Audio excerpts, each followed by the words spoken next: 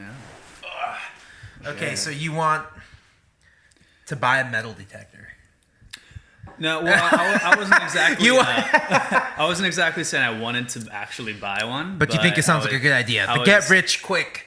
Yeah, well, I was just kind of noticing these guys on the beach in front of the Coral Casino. I was just walking, and it seemed really that's a pretty stoked. good vibe. I was picturing, like, imagine what you could find in front of there. Like all these rich people just want, some. Oh of them, yeah, they'll drop their pearls into the sand. Well, some of them probably never even been, going into the casino for the first time, never even seen the beach before. Walking into the sand, just dropping their their doubloons. Yeah. Is there a casino inside the Coral Casino? I've never been inside. Have you been inside? I've been inside. Yeah, when I was younger, I used to. I had some friends whose family had memberships, but I'd usually just sneak in from the back wearing board shorts because, if you were just a little kid wearing board shorts walking in from the beach, they're not going to say anything. Yeah. They're just kind of like, oh, you must be one of these. You belong to someone here. You're not a little lost boy like I was. I'm a lost boy. Lost boy. Wow, that's crazy. Yeah, never. I hang out by the Biltmore a lot. Like, I'll just hang out and park my car by the ocean. Oh, yeah. My girlfriend and I would eat ice cream there. We eat ice cream there a little bit. Yeah, it's nice. fun. Yeah, probably gets kind of hot with the ice cream there, yeah. Well, yeah, we go at night. Yeah. We'll hit Michoacana, get some ice cream on the east side. Yeah. Drive the car over to the beach, chill. Nice. Yeah, no, it's a nice area there for sure. Yeah. Have you been to inside the hotel?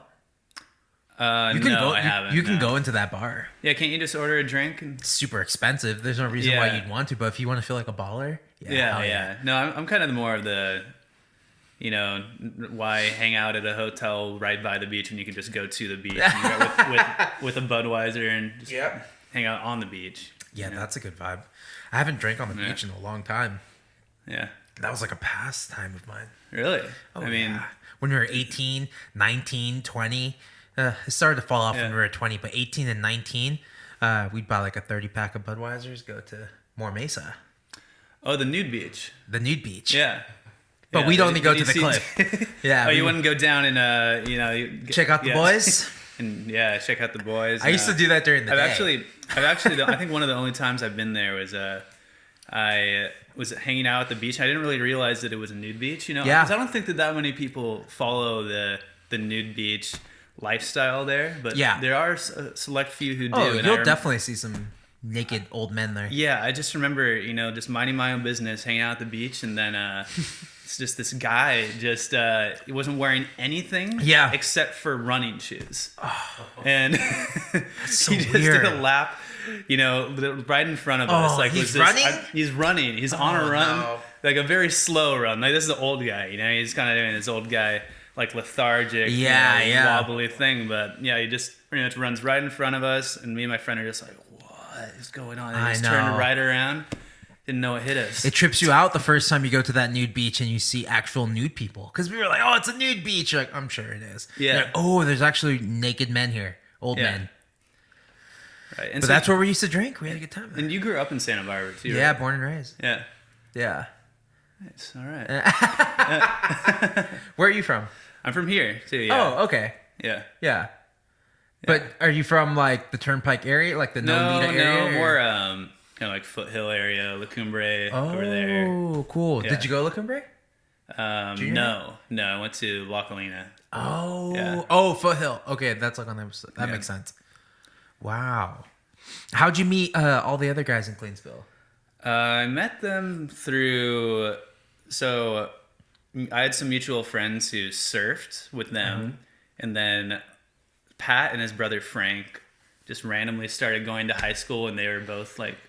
Well, Pat was younger, but when Frank was a junior in high school, they'd been homeschooled forever. Oh. I think they might have gone to school for a little bit, but, they're surfers, and they didn't know anybody else at the high school when they came except for one of my friends. Yeah. Who was one of my really good friends, and so we would just they just immediately started hanging out with us because they didn't know anybody else besides my one friend, and then I started hanging out with Frank a lot, and Pat always played music, and I remember one time he came over to my house and started playing these chords, this song. And I was like, that sounds really good, you know, especially for someone who's so young. And eventually he started playing music with Charlie, and then I got involved, and we just kind of started from being friends, and then realized that we could all play music and we liked playing music and started doing that more frequently. So Charlie also surfs too. He does. So they all know each other from surfing, and then they all did contests together. And which high school did you guys meet? Santa Barbara High. Oh, you guys all went to SP. Yeah. Cool. That's crazy. I met But didn't you go there? No, I went to San Marcos. Oh, San Marcos. Yeah. But I met Pat and Frank through like Dee Dee and Aaron Smith. Oh yeah, right. That's how I met them. Yeah. And I got a sketchy tattoo. Yeah. No, Aaron gave me a drunk tattoo. No, wasn't it Pavement? I got Pavement because I love Pavement. That band. Honestly, that's a pretty respectable band tattoo. They're actually getting back together. They announced their first show since 2010. They're playing Primavera Sound. Where's that? Spain. Yeah. Primavera sounds if they play, I would go. I would actually probably enjoy it more because when I first saw them in 2010, I had just gotten into them like the year before. Yeah. So I was like, oh, this band I just heard of, they're reuniting. Sure, I'll go. Oh, tickets are $50, easy. Like, at the Hollywood Bowl, and it was not full. No, really. It was really weird to see a show at the Hollywood Bowl like not full, but it was awesome. Wait, yeah, they seem like super big, super iconic, like 90s alt band. But Hollywood Bowl big? So big. Really? Well, it wasn't that. Well, their presence wasn't that big because it was not full. And Sonic Youth opened, and No Age also opened, and really was not full. It was a lot of Sonic Youth fans. I would have gone just for Sonic Youth. Exactly. You with a lot of other people who just went for that and was like, oh, okay, we'll see Pavement too. Yeah. I would have been. That's what would have gotten me before, because I didn't find out about Pavement until I think a few years ago. I remember the first time I heard about them was actually through Pat saying that you got a Pavement tattoo on your chest. I was like, why does he have the word Pavement on his chest? I didn't realize it had some kind of musical meaning behind it. It's just a nice sounding word. Yeah, absolutely. I think so I met them through that, and I remember Aaron and them telling me that he played guitar, and I was like, oh, that's cool. They're like, no, he's really good. I was like, sweet, I'd love to hear his stuff someday. And then never heard it, and then I don't know. Oh, then you guys met with Jeff. Yeah. And I've known Jeff for a while. He played music with you for a little bit, right? He would fill in on bass anytime I needed a bass. I was like, Jeff, can you play bass? And then he was like, hey man, my new band, I think I went and got a haircut, and he was like, oh, my new band, we're playing a show at my house. I was like, oh, I know where that is. I can go. I like house parties. I remember that. Oh yeah. I don't know if that was your guys' first show, but it was at least one of your first shows. It was one of them. I think that was our first show with him. Actually, is what it was. So how long were you guys together before you got Jeff? We were 3-piece for at least a year, I think. Oh wow! And but I mean, we didn't really do many shows at all. We did. I think we played Soho like one time, and as a 3-piece, and it's amazing. Like the difference between having 3 and 4 people for us was huge, because we were able to, when we just had one guitar. Were you playing bass? I was playing bass. I had never played bass before. But they were like, you play guitar, you can play bass. And I realized that that's not the case. It's no. I didn't treat it like a bass. I think I treated it like a guitar, which you really, I'd hit root notes and then try to go off on tangents. But you really have to to study like what being a bass player is, because I didn't really because there's a beautiful way of playing bass where you can fit in all these intricacies and all these things. But if you are just a guitar player, it thinks you I would just sometimes forget to go back to the root note or Exactly. Yeah. Same exact thing every time I've ever played bass for someone. It's just like, I'm just riffing. Yeah, it's like, and I'm not actually playing. Yeah, it's like, come on, guy, you're supposed to hold it together. I know. I was like, oh man, I'm such a mess. So is this sponsored by White Claw or not? Do I hold the label? You can hold the label up. Hopefully White Claw drops us a sponsorship. I'd love that. Yeah. I'd love to take a break in between these and just here's an ad. Why not? That'd be fun. Money's fun, man. No reason for having aspirations. Yeah, let's do it. White Claw. I'm all for it. Yeah. But Damn. Okay, so you guys have Jeff. Mm-hmm. You guys have a full band. You're moving back to guitar. You feel natural at guitar. Mm-hmm. What happens next? What happens next? Let's see. I remember then we started playing a lot more frequently. But when we first started playing, we were kind of, before we even knew what we were doing, all we were doing is kind of, we had the reverb turned up on our guitars a lot, and we would kind of just make a lot of different, like, I guess our sound kind of had like this surfiness to it. And I actually, what's funny is that Pat actually showed me some Dante stuff that he was trying to go off of it first too, like a little bit of your style guitar playing. Yeah. But once we started having two guitars, I remember there was a point where Pat was kind of like, here, like, we should kind of make this song kind of more strokesy, and it was at Montezuma. Yeah. And at first, it was a very kind of surfy song, and I had this riff. It was just start off as the riff, and then we kind of combined it with like this one song Pat had kind of these chords to. Yeah. And so you mixed two songs together. Basically, Shoved them into basically, and the chords, and shifted the chords to kind of fix the riff. But then after we made that song, we realized, this is kind of cool. Maybe we can kind of do more of like a strokesy kind of sound.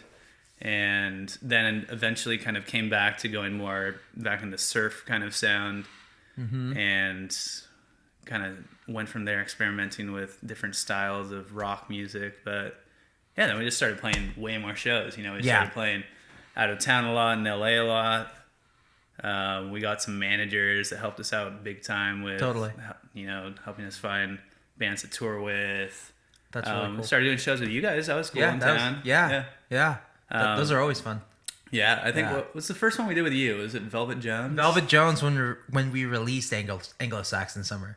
We did a CD release show, and we had you guys, Goldie, and Demi's band. Yeah. Dude, The Chores. I really liked Still Goldie is so... They're great. I love Goldie. They're so good. I thought the Chores were really good, too. I thought they were like... Demi has this, like, crazy energy. And, she has that raspy voice, so when she screams, it's just, like, cuts. And you're like, oh, yeah, this is tight. It's iconic. She's an icon for sure. She's an Aspie legend. She really is, yeah. But, yeah, man, those are the good times. That was, like, the first show. I think we had 220 people there. I was like, wow, I can't believe 200 people showed up. No, that was definitely... And then the next year you play and you're like, wow, I can't believe 300 people showed up. No, that was the biggest, I think, Santa Barbara show we had played to that time. Yeah, same. Yeah. Yeah. And then, obviously New Year's Eve where almost 400 people showed up. And we're like, what is happening? That was a great show, by the way. Yeah. Yeah, I haven't seen you since New Year's. I haven't seen you since New Year's either. Yeah. Yeah. That was insane. That was so fun. I had to play twice that night. Everyone got sloppy. Everyone got trashed. Yeah, including me. No, by the end of the night, are you kidding? No, by the time I was done, I think Alex brought us some drinks right before the Clean Spill set started. Soho straight up just handed us bottles. Yeah. No, and they said, here you go. What do you guys want? Whiskey, tequila? What do you guys want? For each band. Each band was like, each band got a bottle. Yeah. I'm sure we all shared bottles. Yeah. Oh, yeah. For sure. Like, oh, I want some whiskey. Oh, okay. I didn't have any, but like... In that back room, not in the little green room, but like by the office. The red room. The red room. No, yeah, we had like the room behind. The whole lounge area next to the main office. It's perfect. Yeah. Because that green room's so small.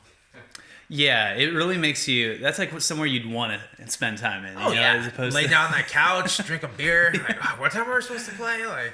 Yeah, that was really And then funny. I walked out and then I was like, I don't want to talk to anyone. So I just like went through the kitchen. Perfect. Yeah, that's exactly what you got to do. Because I went out and I watched the Queen Tide set, and I saw a family member. Shout out to Pebble. I was like, okay, all right. Don't want to talk to people before the set. Just want to watch the show, and then but going through the kitchen ended up being the best move for me. Yeah, I just didn't realize how many beers I drank while I was playing. Normally I think I will have like one or two while I play. Yeah.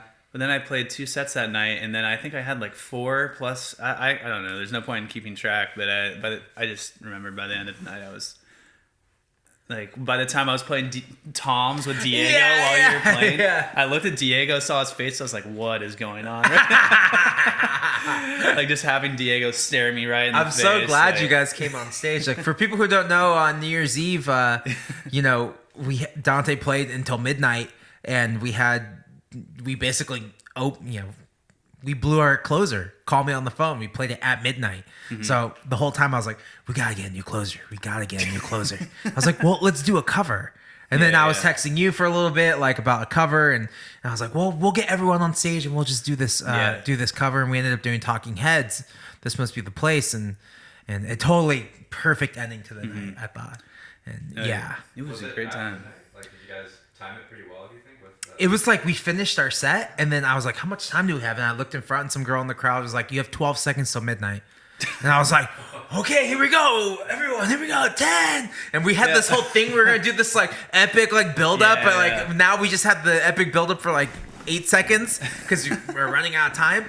And then we bought the balloons. Yeah. I bought these balloons and we put them up. And I was like, kept telling everyone the whole week, we're gonna at midnight and we got practice. Yeah. And then the balloon drop, I was practicing it. And then by the time it came to the show, I fucking ripped it and it didn't come out. None of the balloons fell, and the thing just got stuck up there. I was like, the time we spent setting that thing up too. It got like stuck on the rafter. So I was like, shit. Because I think I was like in back, like waiting to come out. I think I missed the balloons falling somehow. I missed it too, because when I ran out, someone in the crowd had managed to get it. Yeah. And then they just like shredded it and threw it. I was like, all right. Yeah. Then the rest of the night, I just came pop, pop, pop. I was like, oh. That's so funny. They're just balloons. Do you see videos of everyone? Well, of the Talking Heads the cover. End? Looked Yeah. amazing. It was fun. So funny. Yeah. Seeing, I think Bella was like lying on the floor at one point, like, just staring at everyone. Yeah, that was like great. the vibiest I'd seen Soho. It's like everything was like decorated, and I was like, damn, this is like cool. Yeah, I remember It didn't feel like a normal Soho show. No, it didn't. When we got there a little early and we helped Alex, we were just throwing glitter everywhere. Right? Yeah, I love that. Glitter here, glitter there. Love it. Glitter goes here. Yeah, That was so fun. It was a good time. It's like when I got that offer to do the show, and I was like, well, shit, Queen Tide and Cleansville, that'd be really fun. I don't know if I want to do that. I don't know if I want to play on New Year's. And then I thought about it, I was like, what am I going to do? Yeah. What am I going to do? Or like, Jenny and I probably would have just stayed home. Or like, right, yeah, got a beer at Elsie's and said, that was fun. And then went home, you know? No, So, it ended definitely up the being best way. a good way to end the year, start a new one. Yeah. That Was so crazy. Yeah, you have any good shows on your last tour that you did? You did a tour. We did a national tour supporting Somersault, and that was like really crazy. Yeah. Yeah. Yeah, I'm sure. We played like La Fonda, and we played Great American Music Hall in San Francisco, which were just like major highlights for me. I love those venues. Yeah. And then there were some venues that I had gone to in the winter where like I was saying earlier, like in Cleveland, that like maybe like 10 people were there. But now we played there, and there's 300 people or 400 people there. So now hopefully next time I go to Cleveland, Right. that's like the hope is that like we get at least like a couple more people at the show. Right. Yeah. I mean, yeah. No. So it was great. It felt like, oh, I redeemed myself in those cities. You know, it's like I don't look negatively at Cleveland. I was like, oh, I had a great show in Cleveland, even though the first one was okay. You know. Right. I mean, But it all built to something. Like one of the opening bands in Cleveland, like let us crash there the second time we were. Oh, that's so cool. I was like, that's the Yeah. kind of stuff. It's like, oh, good, I didn't have to buy a hotel tonight because. no. Yeah. It makes you like. I feel like going on tour really makes you feel very grateful for bands that will let you like sleep places for free, because you know hotels can just add up so quickly and all those things. Really quickly. And it really makes you kind of see the other side, like when bands come into town, like trying to like be hospitable to them too at the same time, because it really can make such a big difference if someone's on tour. Exactly. You know, like, and if like, you know, you're living, if you have the space for it, definitely try and put a band up. Like, right. But yeah, unfortunately, I would do it more often if I had my own space, but I don't have my own space. Yeah. Right. But I would definitely do it for people. Like, people have done it for me, and I've been so grateful to like roll into a town and just know like we're good. Like we're gonna play the show, and then we have a place to crash. So you're saying you don't live here? Huh? No, I don't live. If I had this house, yeah, bands would be everywhere. Have serving drinks at the bar. So what was your favorite place to play in when you were on tour? That's a good question, man. Every city had its own different vibe. Like, Lawrence, Kansas was really great.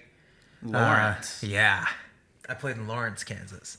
I've only been to Kansas City, but We didn't even play Kansas City with the Lawrence. There's a college. Yeah. There's actually a college in Lawrence. So Oh, okay. that's like it's like Yeah. a stop, yeah. Which I didn't know, and everyone who was at the show was like a college student, because it's like you're not gonna get. Yeah. I don't think you'll Right. get a lot of Well, locals coming through. yeah. Let's see.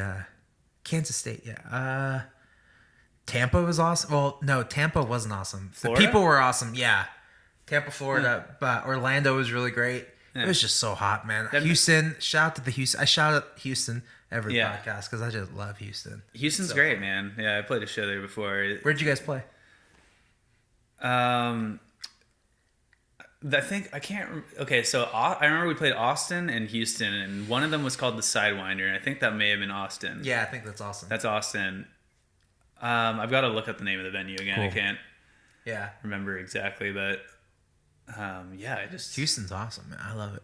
it's funny how got sometimes amazing sometimes Vietnamese things it's like you remember these things that stick out, but sometimes things just blur together at the same time. Yeah, venue You know, 'cause names you're- will do that. Yeah, you're kind of doing the exact same thing every single day, but the Yeah. only things that change are the atmosphere and the people. And maybe But- one experience that popped out. You're like, Yeah. oh yeah, that happened at that show. Yeah, or what That's you ate, when that happened. yeah, or what you ate that day. But yeah, exactly. Or what you ate experience. that day. Yeah, yeah. It's like, oh, Houston, that's where we eat banh mi's. Right, yeah, or like that's where Dave fell on his face when he was trying to go out. That was Baltimore. That was Baltimore. Oh, I haven't played in Yeah. Baltimore. Yeah, Baltimore's cool. You know, there's We got gas in Baltimore. It's really cool. yeah. There's a really cool art scene that's popping up awesome. in Baltimore. I've heard that it's become a little more popular That's since cool. we went there like 3 years ago even. Yeah. I just remember playing the closing band or the band that we played after us, Kitten. There's this guy named Dave running out the show, and he did this thing where they all went off stage, and then they all got on stage, and he was coming out and was gonna like run and do this big thing, Yeah. and totally just beefed it and just Oh, like no. flew across the whole stage. Oh no. Just like I think knocked an amp over, Holy and it was shit. just silent. This giant room was just silent. And all of a sudden, everyone just started laughing. Like he just started laughing. It was great. Yeah, That's crazy. people falling can be hilarious, man. It can be. Yeah, it it can can be definitely- terrible, but it can be. But if they you just- see them laughing when you get up, you know, it's you gotta enjoy it.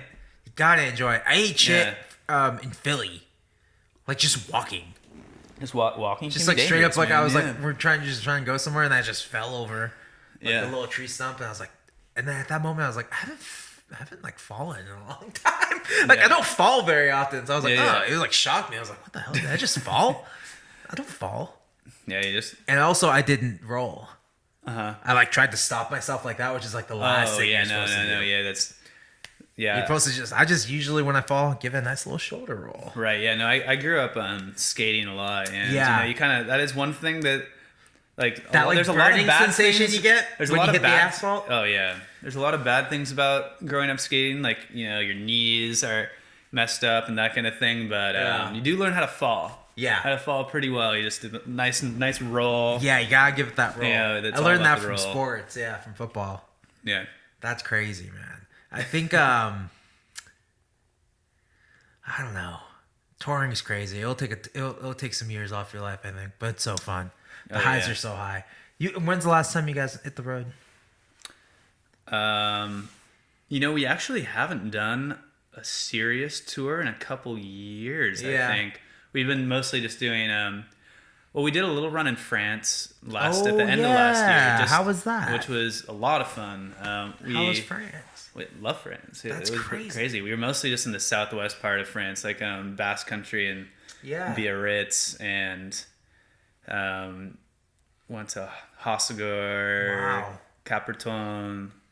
We were in Paris for a while too, but I think we played this amazing festival called the Rats Cup in Biarritz, which was so fun. We got to meet some French artists that I now we're really close with, and they're some of my favorite bands now. Wow. This band Papoose, we became. We hung out with that band. Yeah, we started listening to their music nonstop after that show. Wow. The whole rest of the tour, and but I think we only played like 4 shows while we were over there, 3 or 4. We had some others planned, but we missed a flight when we first got Oh, got there no. late. We didn't end up playing in Paris. Damn. Did you at We least just get hung to out. go? Oh yeah, we hung you got out to in hang out in Paris. Paris. Yeah, Oh, that yeah. was always a good time. We had one of Pat's brother's friends. Was Pat's brother? He does a lot of film, and he was friends with this one random like French movie director, and ended up taking us out to dinner because he was like. Nathan was like, yeah, they're supposed to get in, but I'm not there, and so they're on a late flight, and he had this random French guy picked us up, and he was so cool. He just took us out to dinner. Yeah. Went around. What kind of food drinking. did you get over there? French food? French food. Yeah. Yeah. But like, what is it? So yeah. Fucking snails Well, and it's shit? I don't think we actually had escargot. Okay, No, that's but no, I mean it's a lot of stuff that you see around that you don't realize is French. Like, well, for breakfast every day, we'd always have these baguette sandwiches from this this one brasier that we'd go to every day. It was like just like a giant baguette with brie and like walnuts and honey and all this crazy stuff in it. It was so cheap. It was like €4 for a stick of bread. That's Yardstick, amazing. Yeah. With stuff in it. That's amazing. Yeah. I did something like that over Thanksgiving.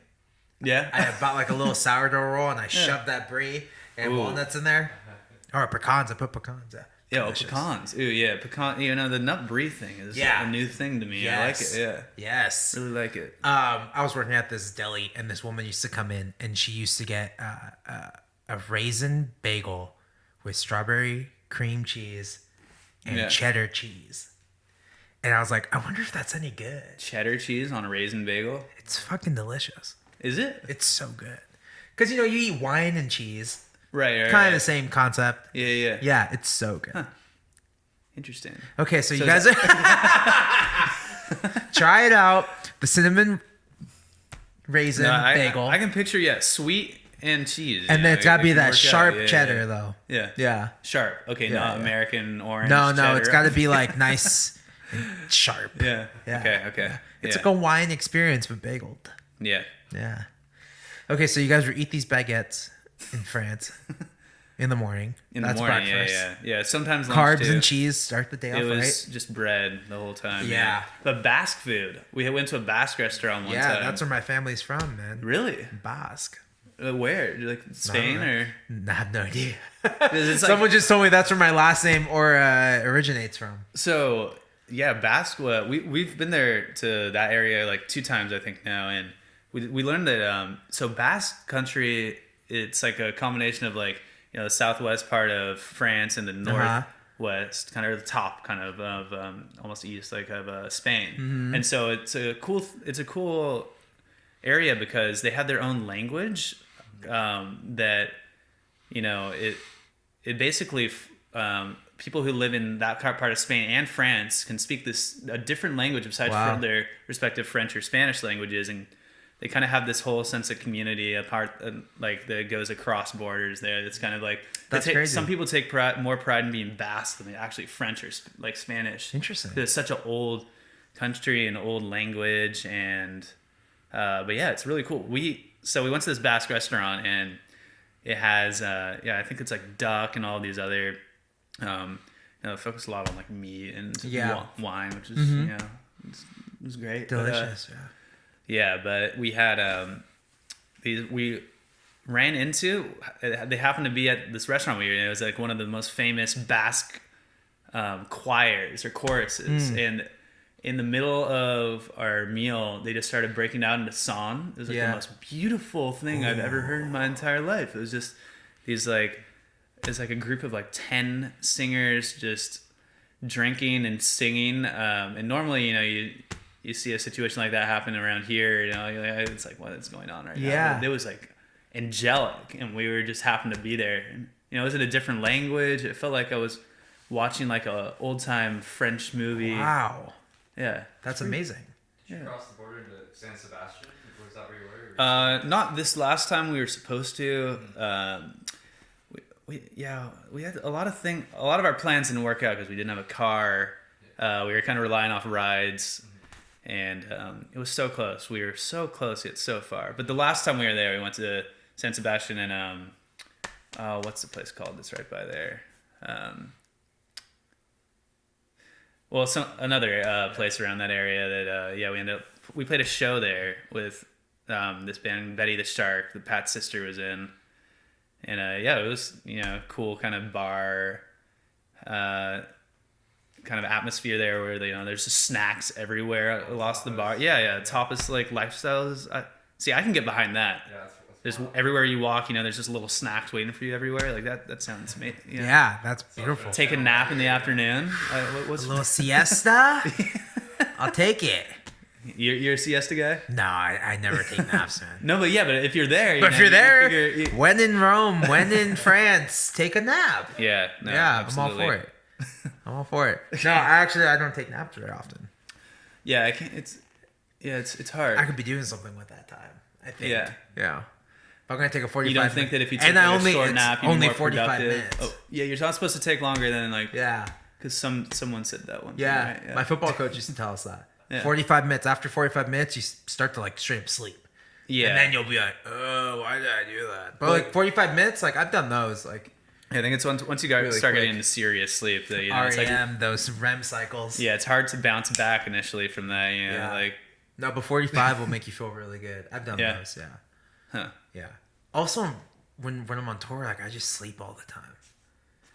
Well, it's sometimes you're like, Just what like, else is you're there in to the do? van, like, all right, where are we? Yeah, oh, no, we're still it's 2 like- hours away. Well, maybe I'll get another 30 minutes in right here. Yeah. Try and sleep it off. Oh, yeah. It's like, well, sometimes there's not many other things to do. It's like, Yeah.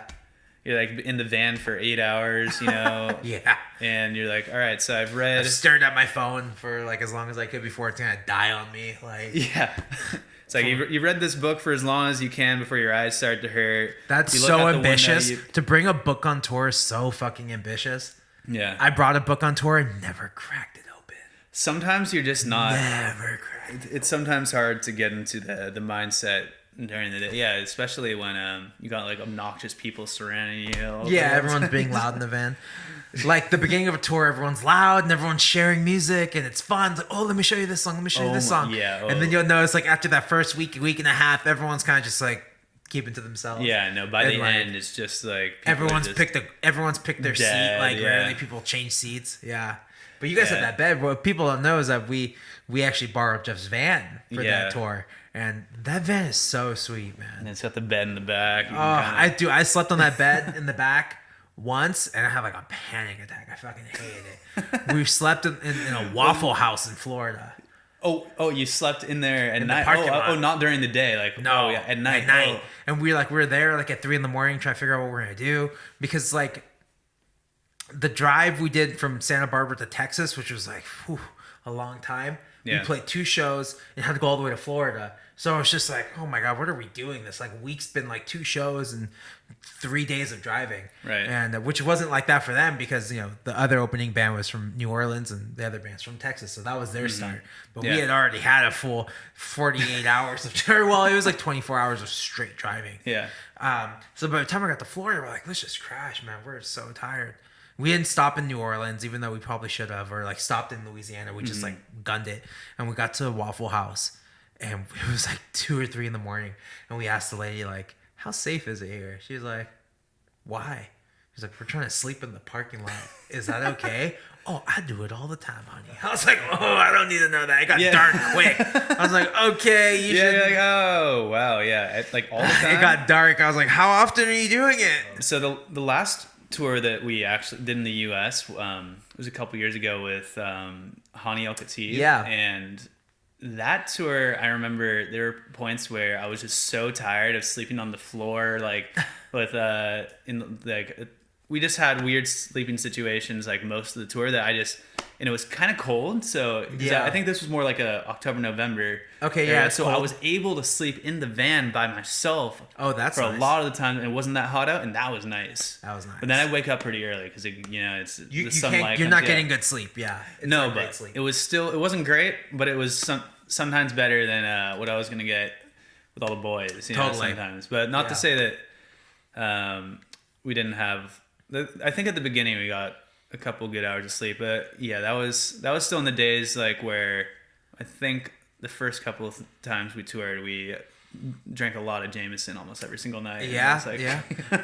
That's how it is sometimes, man. Yeah. It really be like that though. Yeah, it really be like that. But Yeah, I think that once Jeff broke his arm on tour, he wasn't drunk when he broke his arm.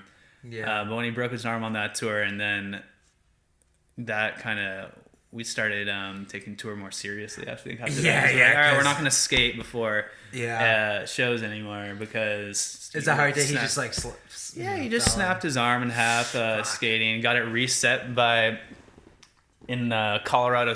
No, it wasn't Colorado Springs. It was right outside of Boulder. Oh my god! In a random tiny hospital, and they gave him ketamine. What?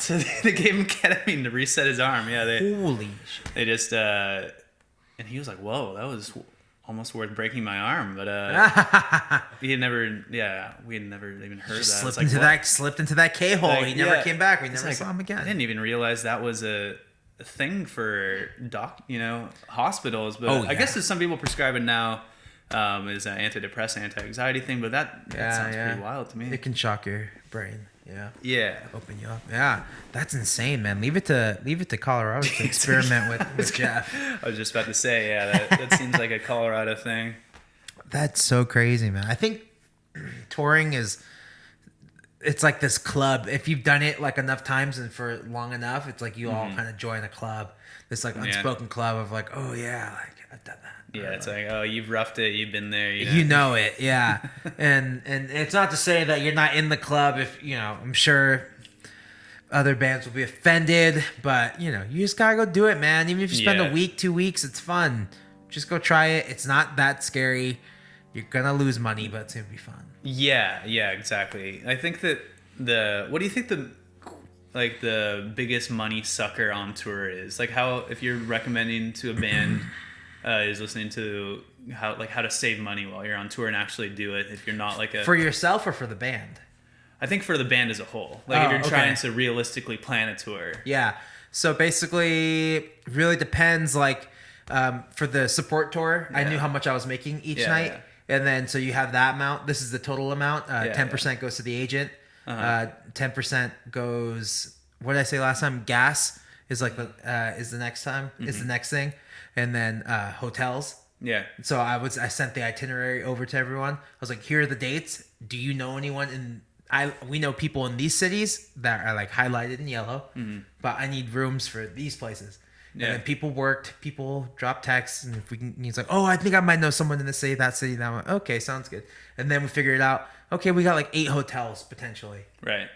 Okay, can we budget that out? Okay, cool, sounds good. If we get a hotel from like $80 to like $110. Right, yeah. So you think kind of trying to budgeting everything out ahead of time. Yeah, ahead of time. Yeah, because you always book tours pretty far in advance, right? 6 months in advance. Yeah. Was what okay, so then the tour I did in the winter was different because I didn't get guarantees. I think I had like 1 guarantee the whole tour. Yeah, that makes a big difference because otherwise you just have no idea what you're going to be spending or anything. See, I've never that's super hard. We've always just been like doing our bigger tours. We've only been support, so everything's been planned out. So easier to budget. That's one of the bigger reasons why we haven't done a tour since or like on our own is mostly because just kind of certain financial things, or just kind of like we've just been in situations where like, well, we really want to record right now, and that's gonna cost a lot of money. So it's like the last year we kind of decided like, all right, we can either do a big tour or can record, and I think we decided to record and then do a little mini France tour. Yeah. But this year, I think that we really need to hit the road again and start planning it soon. I'm trying to think. With that winter tour, I played a show at Soho before I left, so that kind of funded like a lot of it. Yeah. But then like at the end of the day, I think I lost like $3,000 on that tour. Yeah, there's not. If you guys want a real fucking number, I think I lost around $3,000 on that tour. Yeah, but because the van had issues. But I invested $3,000. What happened to the van? We bought a van for that winter tour. Oh, right. Yeah, this was before you before we asked Jeff. Yeah. Which is the only reason why we asked Jeff, because our van kind of broke down. Didn't you drive with the e-brake on or something? Yeah, that's $1,000. That's $1,000 right fucking there. Yeah. Well, that's stuff like that's bound to happen. I feel like eventually. The only thing that happened with Just Van is that the AC went out, and it was fucking hot. What month? What month? It was like August. Oh, that's terrible. And we were in Kansas. going Yeah. to Denver. And I was just That like, happened. oh. That happened to us. It wasn't. It didn't work. We got it fixed after that tour because we toured in July. And Yeah. I remember It's just starting to get hot in July. Yeah, I remember going through the South and like Atlanta was Yes. our first show was in Atlanta, and we decided to leave like a ridiculously short time before, and I think we stayed in Oklahoma City first, but it took us like 2 days to get there, and we just slept. We just decided to sleep Man. in the van, taking shifts without staying at a hotel because we'd never been on tour before. We're like, Yeah, you're just learning. We can just do this right off the bat. Like we're gonna be fine. you Yeah. know? And then that pretty much killed us initially. We were like, all right, now we're already like dead tired. Second day into tour, we haven't even played. And it was fun. Yeah. When we played in Atlanta, everyone was like, "Don't stay inside the city," and I was like, "Okay, like your shit will get broken. You guys will get jacked." And I was like, "Okay, this is not my van. We are not getting fucking jacked. I'm not letting that happen to Jeff's van or our gear." So we drove all the way to North Carolina. What? We didn't stop. It's Really? a 6-hour Where drive. it's like Raleigh or somewhere. Yeah, wherever we were playing Durham. Yeah. Yeah. That's- And then I found it was like we arrived into town like at I don't know 6 a.m. 7 a.m. Yeah. And this was the perfect spot. $80 like a Four Seasons. Right by the airport. So nice. So fucking nice, dude. $80? Wow. That's like the price of like a whatever hotel. That doesn't not compute. And then you get those warm cookies, you know? They give you the cookies. Did he use like or is that DoubleTree? I'm thinking of a DoubleTree. They give you the cookies. Yeah. I don't know. Yeah, But my the sister cookie- worked at DoubleTree and she always brought home Did he those book it cookies. through like a app or something? How'd you get it so cheap? Booking.com. See, But also I looked at it the other day because I told my girlfriend about it and then we were looking, I was like, it's still $80. That's just the cost of the hotel. Yeah, And it's beautiful. It's beautiful. Yeah. Like Southern mansion looking thing. I feel like once you go to a lot of other places in the U.S., you realize like, wow, California So expensive. is so goddamn expensive. Oh, just go buy gas in Texas. I think I Yeah. bought gas in Texas for like $1.71. Should have filled up. Should have stocked up on like bring like 10 tanks into Texas. you know? And then for budgeting out gas, I think this is important too. And I didn't learn. I texted my old manager about this. I was like, dude, how do you budget this kind of shit out? And it's like miles per gallon. Look at the miles per gallon, the average cost times the average cost of what gas was. So I think I put like $3.50. Yeah. And that's kind of your basic average. And then you get lucky because most places are cheaper than $3.50. Right. But then yeah. you get back to California, it's $4, and it's like, Yeah, it's ridiculous. oh, and then tolls.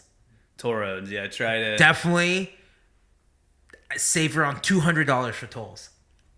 Yeah. Because I think I ended up paying more. And like, Really?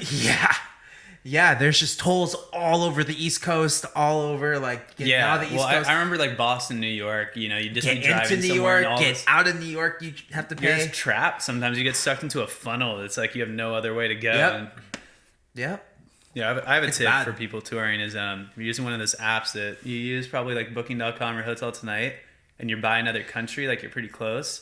So make sure before you book it to check, even if it says a mile or two away, check and make sure it's in the country that you want it to be. Yeah. Because we accidentally booked a hotel and realized it was in Canada when we were in Seattle? Detroit. Oh, Detroit. And it said it was a mile away from where we were playing. We're like, Oh, oh, it's no. perfect. And then noticed that we looked up directions and said, oh, it's going to take 3 hours to get there. Like, why is it going to take 3 hours to get there? And we realized because you had to go around the You whole had to go situation, through go through the border and go everything, even though it was a mile away. That's terrible. And we couldn't get a refund because it was on the app. Yep. And it was really late. And we were and I can't remember what we ended up doing. I'm pretty sure we just found one close. And, Wow. But yeah, we had to call it a loss on that. Yeah. I booked I had one of those apps book me a night at the hotel for a night that had no vacancy. Mm-hmm. And so when we got there, the thing was all closed up. And we're like, what the hell? And we're in the middle of nowhere. And I ended up being on the phone with like Booking.com's like customer service for like 5 hours. And then they charged me like, because their shit's over. It's in India. Mm-hmm. So I'm getting charged. So I ended up spending like so much money on a terrible night. And I was up all night trying to argue. So bad. Yeah. Oh my god. Let's call it a loss. Sometimes it's good to just call it a loss. And then you know, every except hotel when has no there's nothing. vacancy. It's like, it's Tuesday. How come you guys are all full? No Maybe rooms. Everyone's touring. Yeah, everyone's seriously touring. Oh my god! But you like touring. You and the band. I do. Yeah. You guys yeah. love to tour. Yeah. It's fun, and especially when I think what makes a big difference too is touring with, because usually like there's gonna be another band that you're touring with. Is like if you're friends with the other band, Yeah. and they're cool. Sometimes you don't have that luxury, and you might not even get to be close with the other band that you are playing with, but it is really cool to like have the other band or like to tour with your friends, because like I remember when we toured with Hani, it was so cool.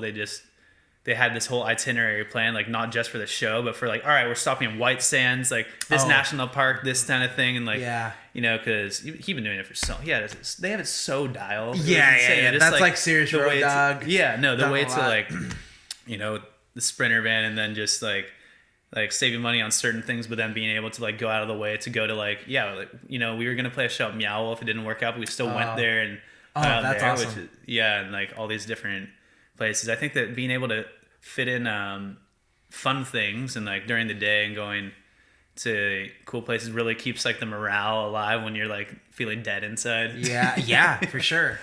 Yeah, that's crazy. Meow Wolf is insane. It's so fun. No, it was bonkers. Just to see it, it's so cool. Yeah, I love it. You walk in, you think you're in like a Disneyland haunted house at first. And then the venue's cool. I was like, wow, this is the venue. Have you seen a show there before? No. Yeah. The stage is awesome though. We were in New Mexico and we played another show, and then one of the girls who like is one of the people at Meow Wolf, she came to the show. Yeah.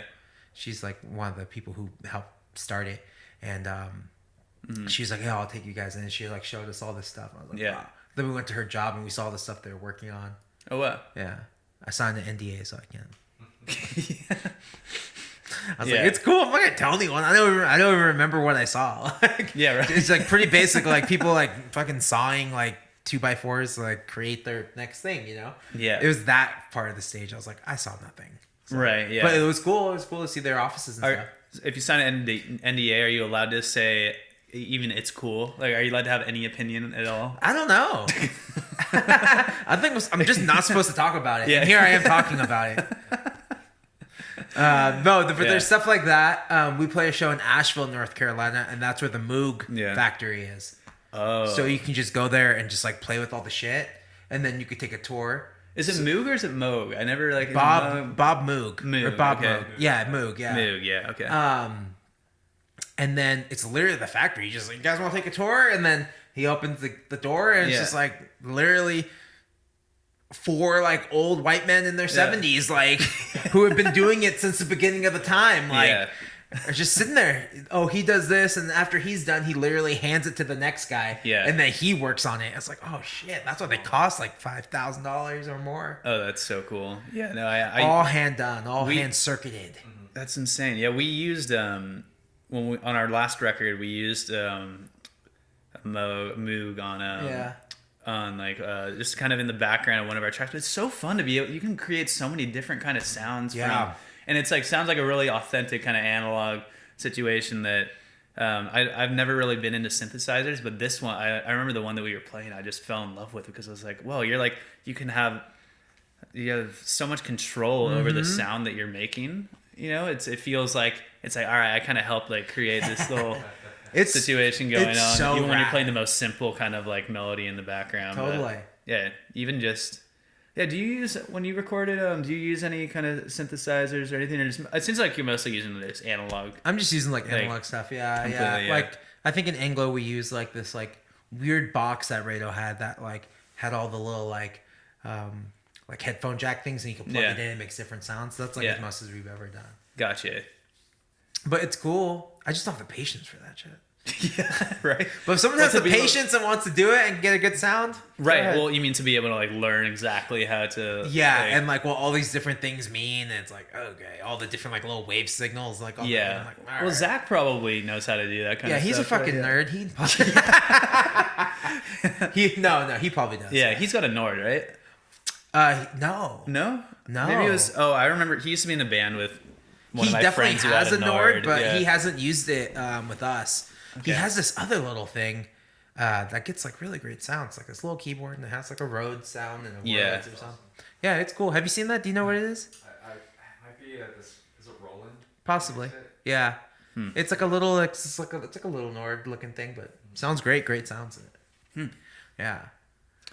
No, yeah, that's yeah, it's funny. Like I've been playing piano longer than any other instrument. Oh, really? But I don't have a keyboard or a piano or anything, so I never really play them anymore. But just like a piano that I keep in my parents' house, or my dad's house. But yeah, You play it no, often? Yeah. But No, I don't. No, I don't play you anymore at all. any- No, I don't. oh. But every time I finally get to a keyboard, like, you know, when we're in a think I studio, I remember- always spending a lot of time I on think that. I remember your guys' first show at Jeff's house where there was a keyboard. Yeah, we had this one song that we had a keyboard. Yeah, we had one song that I would whip I do like, you know, it was kind of funny. And now listening back, it sounds like Coldplay to me. You know? It was actually just piano sound on this Yamaha keyboard that we used. Yeah. Yeah, it was cool. That's awesome. We actually started like trying that song again with just guitars. But I do want to get back into keyboards. But you know, it's like then I'm like, oh, well, I could buy this keyboard, but I could buy this guitar instead. You know, and I'm just Yeah. Well, it's your lucky day, man. You know, There's you're a piano right there, man. Oh, It's yeah. your lucky day. The thing with pianos, I feel like it opens it up a little bit more because I feel like I've gotten like too comfortable with guitar. Yeah. Where I'm like, I know all the tricks. I know what I usually do. I know what I like to do. But then on Yeah, piano, yeah. I don't know what I'm doing. So Right. I'll stumble on shit. I'm like, oh, Yeah. that sounds good. What chord is that? And then I'll like look on guitar. I'm like, oh, Oh, definitely, yeah. yeah. You kind of steer away from your habits that you have with guitar because I find myself Yeah. recently, I'm like end up doing the same riffs. I'm like, I didn't even like try I to do that. know. My fingers just did it. You know? It's all They're this just like so weird used to- muscle memory and like. Yeah. So I think it's a great exercise to just like break away from that shit. Yeah. And then you're like challenging yourself. And you're like, okay, here we go. Now let's write a different kind of Right. song. Was guitar? Did you learn how to play music on guitar? Or did you start with I played drums first. drums first? Yeah, Oh, I played drums when I was 12, and then I moved to guitar when I was 15. oh nice. Yeah, and I was telling him that I broke my ankle when I was like 16 or 17 in high school playing football, and then that's when I just started playing guitar like all the time. Really? Yeah, It was yeah. the injury that made it. Yeah, because I couldn't sit on the kit anymore, so I was definitely Yeah. playing guitar like over. and Oh, that's over and funny. Yeah, it's like the opposite of most people. I think like it'll be like break an arm. It's like, all right, now I'm not playing. can't play guitar for anything like- now. No, but I think it definitely helped me like especially when I talk to drummers like in band, like I know how to explain things a Yeah. little bit easier. But I'm really happy where I'm at right now because No, I don't have to explain shit to Joey. He just plays it. Absolutely. It's No, fucking I'm kind of great. envious of that because so good. like Pat started off playing drums and he's a really good drummer. Oh, cool. I And didn't so know that. he's really, really good at drums. Cool. And so on so many Clean Spill songs, he has kind of like a drum part already in mind Yeah. before we even start. And then, you know, him and it's really easy for him. Like Charlie will just come in, kind of like, here, try this. And then Charlie will be like, okay, I'll try that, but I'll add a little bit Yeah. of this. And then that's I kind will- of it. For a while, there was a point where we were able to write so quickly with Because of that. drum parts because Pat already kind of like had a lot of, when Pat would write a song, he would have like so many of the parts already in mind. Yeah. He'd even like, but then eventually, you know, it'd be more like, all right, now, like, if I would write a song, half the time I'd have like a basic drum part in mind. Totally. In the back, but How do you? Can you do something like I didn't have the vocabulary. You know, at first. exactly. It's something Totally. that So you you're just only trying to know. like mouth it, and they're just like, what?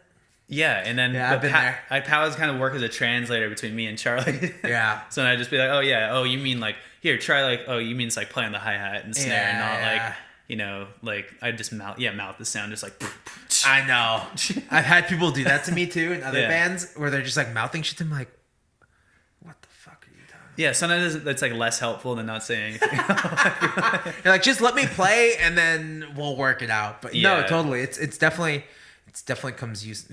useful when Yeah. when you're trying to explain like a part to someone. I think that drums are my favorite instrument to play. Yeah. Now, I don't have a drum set or anything, but just for Yeah, when you're at playing practice, jamming, yeah. yeah. So I just always try to get there like a little early and just get in a little drum time before it love starts, it. just to be able to like Yeah. get that, because it's more fun to me than anything else, because you just get to hit something. It's so fun. And it's know. yeah, and it just kind of It's so fun when you sit on a kit and it's already tuned and shit. You're like, oh, this sounds good. yeah. It's like I always play like when I was younger. My drums were never tuned because I didn't know how to do it. So my Right, drums yeah. always sound like shit. But now it's like I get to sit on Joey's drums. I'm like, oh damn, these sound good. Hell yeah, this sounds sick. Cymbals sound good. Like Right. I was always using just like the stock cymbals my kit came with. Like they don't sound that great. Yeah. Yeah, that's a whole different thing. Is that like, I couldn't have even told you, like what a good cymbal is supposed to sound like, or a good snare. But that's like, I think that what recording in general is like, when we first started recording at like Jazz Cat Studio or other places, we kind of realized like we were kind of forced to be in a situation where we're like switching out cymbals and snares and trying to find like a good sound for drum sound at first, and that like slowly doing that kind of soaked up enough information about like what makes a good drum sound from like Johnny and everyone, but there's a long point. What are you guys usually going for when you're in the studio for drum sounds? I think it just switches in general. Charlie always has, Charlie's funny because he's our drummer, and he has influences like he loves Metallica and Pantera. He loves like metal.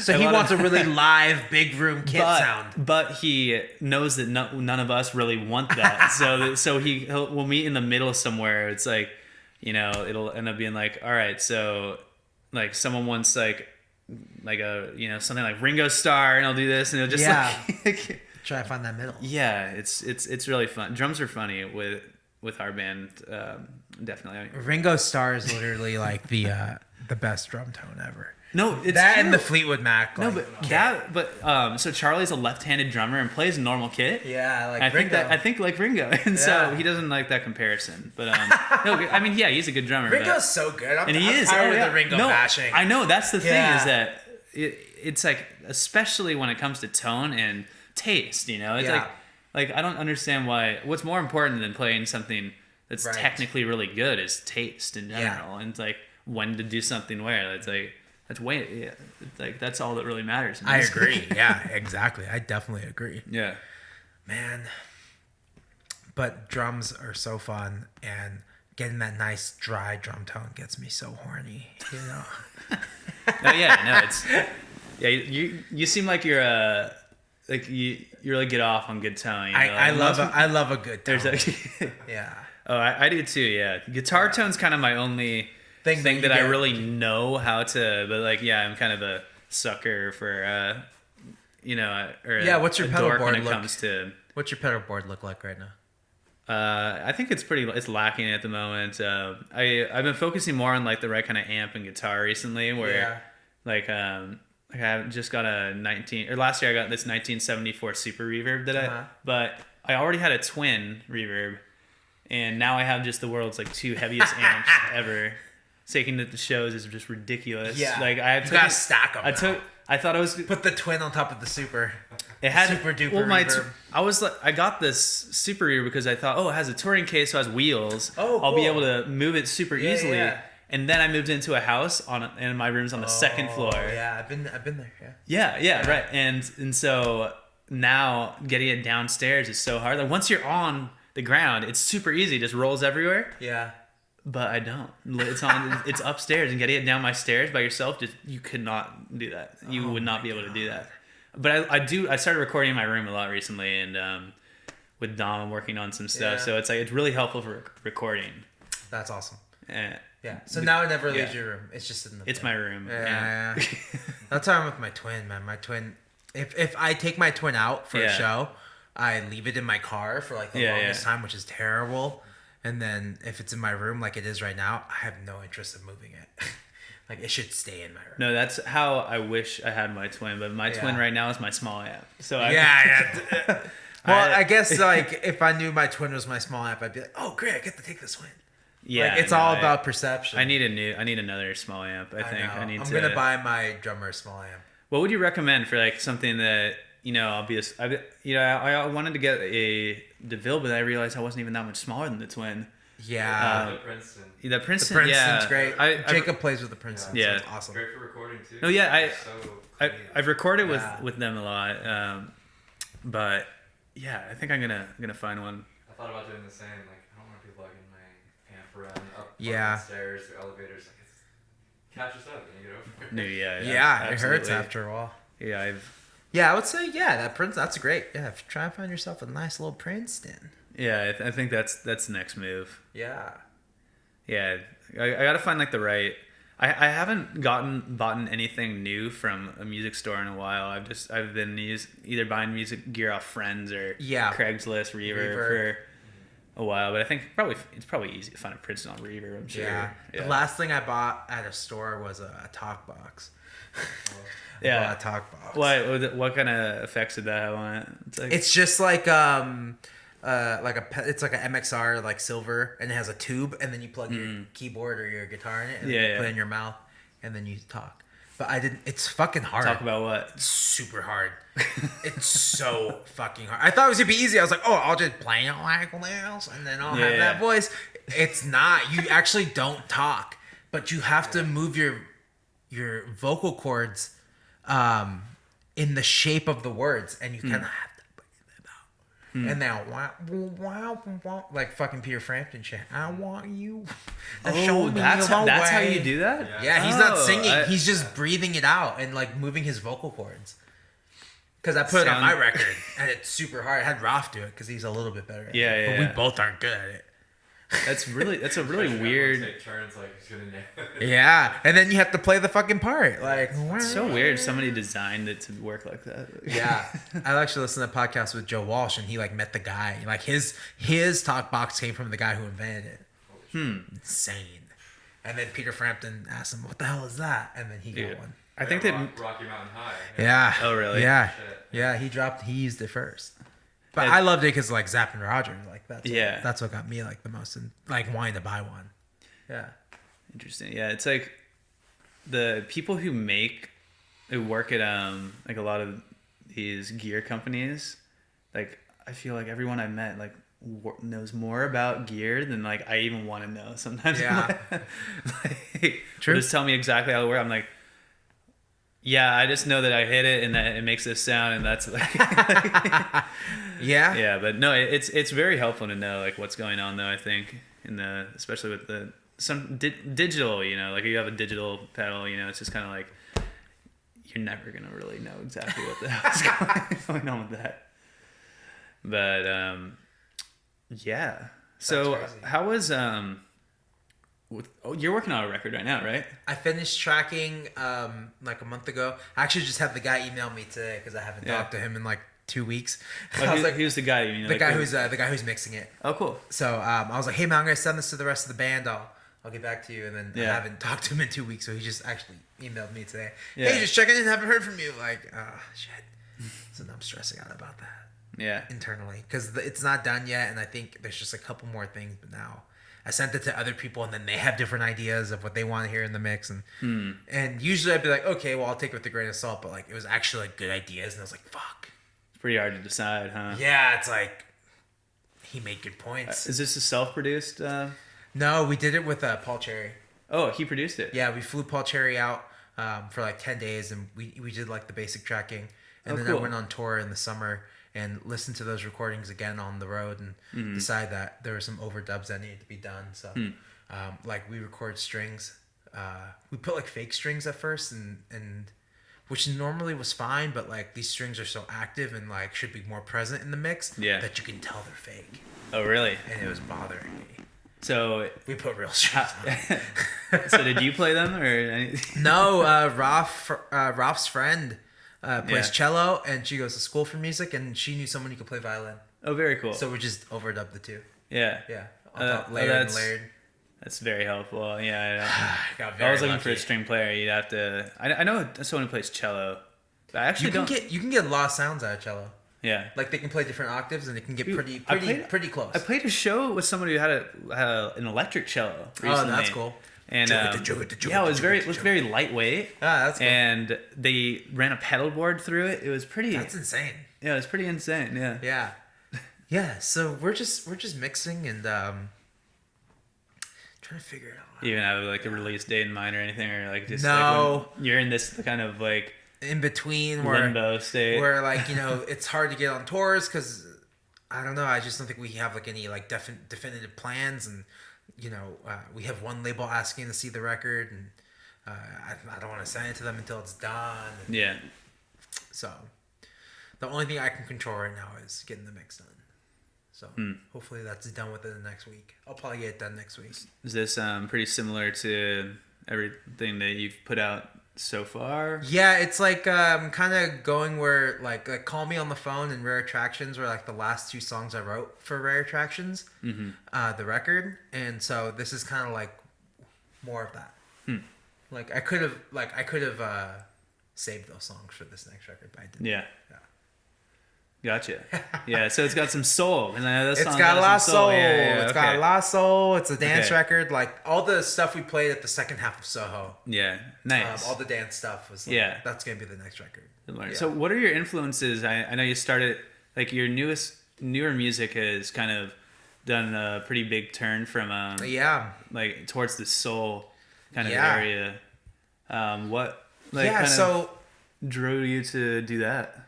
it was kind of like I feel like I had done what I wanted to do with like that Pixies Pavement sound, Yeah. and Weezer too, I guess. Like I feel like I hit like every song I was writing kind of just seemed like trying to recapture that. Like trying to write another Never Trust a Junkie, which I can't do and I don't want to do. Yeah. So it was like, it felt good. And one day I was just like, because Call Me on the Phone was supposed to be like this like Lou Reed kind of like song until I wrote the chorus, and it changed everything. I was like, oh, this could be like a dance song. Interesting. And then just DJing with Ralph, and a lot of the stuff we DJ is like boogie and soul, and Yeah. because that's just like good dance music to Right. play it like at a bar. And that's just like, you know, a big part of my life growing up, listening to that kind of music. Cool in the Gang and Oh, really? Cool in the Gang. Oh, yeah. Cool in I the can see Gang. that now in Yeah. your new stuff. Isn't that funny though? How you'll have a idea for a sound with a song, and then all of a sudden, you know, like a part will just come out of nowhere. You know, And you're you're just like, oh, trying. You're it trying changed to. everything. Yeah, you Yeah. know, yeah, it's baffling. You're like, where did that come from? You know, like Yeah. it's like something that, you know, where do you think that comes from? You know, it's just like something that you listened to in the past, and it just kind of decided to flow out at that time. I think at all times when we're listening Yeah. to music and it's like coming through our ears and comes out, and that's where like sometimes you get in trouble with like people copying other people's shit. Yeah. It's because it's just like all around you, like all these things are influencing you. But for me, I think writing songs for as long as I have, I can sit down and be like, I want to write a song like this, or I'm going to write a song like that. I think there's a little bit more control. But like, as far as like taking melodies and stuff, sometimes you fuck up and you're like, oh, damn it, that's already somebody else's song. So Yeah, you just got to rewrite it. Or if it's early enough and you can just rewrite it. But like sometimes you'll go through the whole fucking stage and you'll just record it. yeah, I absolutely. don't know if that's, I haven't experienced that, but like, yeah. There have been times where I've written something and I'm like, this sounds like it's another song. And then I try to find, I spend so much time trying to Yeah. find a song that it sounds like. And then I just won't find any. I'm like, wow, why do I think this sounds like another song? Like, where did it this come happens. from? And sometimes that's just, sometimes it just happens with music. But Yeah, that happened with me with Call Me on the Phone. I like called, I was talking to my ex and I like, oh, Yeah. you might know this song. And I was like, what, can you tell me what the song is? And she didn't know either.